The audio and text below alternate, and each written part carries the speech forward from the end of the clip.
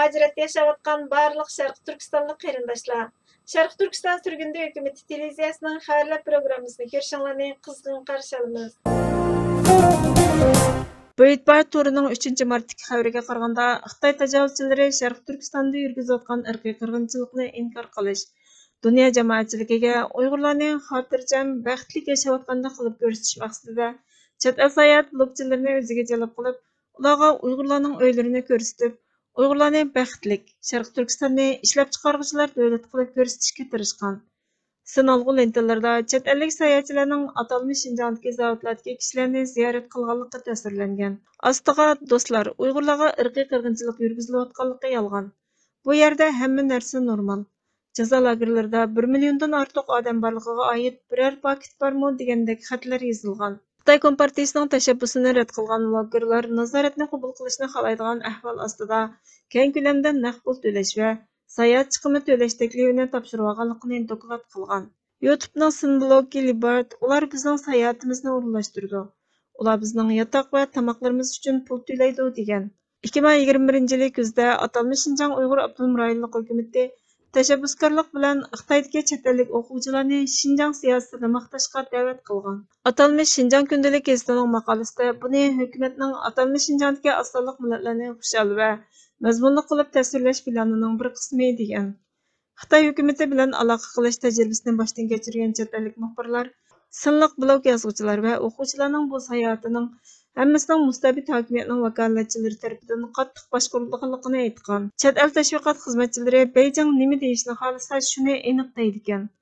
Xitoy virusining Amerikada borliqqa kelganligi to'g'risidagi Xitoyning suiqasd nazariyasini ilgari suradigan sin ishlashga aloqador $2000 to'xtamni rad qilgan Janubiy Afrikadagi sinliq blog yozuvchisi Winston Sterzel u yerga berib kulimsirab turib, barliq Uyg'urlarning usuliga qarang deyish orqali siz dunyodagi eng yirginishli hukumatlarning biriga yordam qilasiz degan. Xitoy millionlagan Sharq Turkiston xalqini jazo lagerlariga qamaganda xalqaro tekshiruvchilarni 10 yillab saqlab qolishga ulgurdi. Birlashgan Davlatlar Tashkiloti gruppasi hozir Guangzhouda uzun karantin qilinyotdi. Bachelet tekshirmaydiganligini haqiqiy turda va'da qilgandan keyin Birlashgan Davlatlar Tashkiloti gruppasining atalmış Şinjanni ziyorat qilishiga ruxsat qilingan. Xitoy hukumatı Birlashgan Davlatlar Tashkiloti oliy komissarining ular ko'rishni xohlamaydigan narsalarni ko'rishga ruxsat qilganligi to'g'risida hech qanday ko'rsatma bermadi.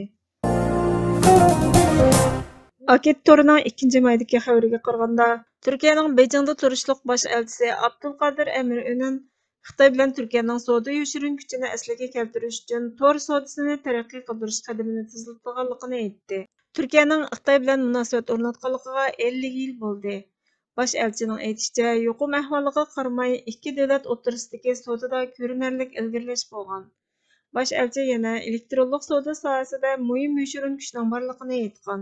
Xitoyning eng chong elektronlik savdo uskunalarining biri bo'lgan JD.com'da Turkiya elektronlik do'konining ochilganligi e'lon qilinib, 26 apreldan boshlab tijorat boshlagan. Sharq Turkiston surgunda hukumatı buningga inkos qaytarib, Turkiyaning Xitoy bilan bo'lgan qo'yiq munosabati Sharq Turkiston va xalqiga ziyon yetkazmoqda.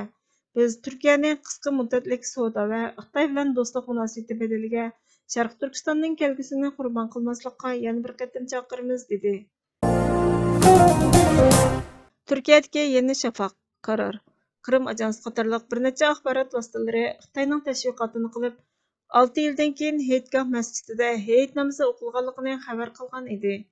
Sharq Turkiston surgunda hukumatı buningga dal vaqtida inkos qaytarib, ularning bu qilmishini qattiq aybladi va qilmishlaridan kechirim so'rab, Xitoyning emas, mazlum qarindoshi Uyg'urlarning yanida bo'lishini talab qilgan edi. Daily Islamic Story hukumatning bu vaqtdagi bayonotini ko'rgandan keyin xatoligini tunidi va Sharq Turkiston surgunda hukumatı shundoq Sharq Turkiston xalqidan kechirim so'rash bilan birga sahifasini tuzatdi. Kishilar bilan bo'lgan munosabatda ustunlikka erishishning birdan-bir yo'li sizning ulardan mustaqil ekanligingizni ko'rsatish deydi Germaniyalik faylasuf Artur Schopenhauer. Bu sababdan butun dunyo oldida gapining o'tishini xohlaydigan millat hargizmi mustaqilligini yo'qotib qo'ymasligi va mustaqillik uchun nima zarur bo'lsa shuni qilishi kerak. Gapi o'tmagan millat xo'rliqqa, izzat obro'yining chaylanishiga, qulluqqa mahkum. Qulluqda yashagandan o'lim afzal. Ya mustaqillik, ya o'lim.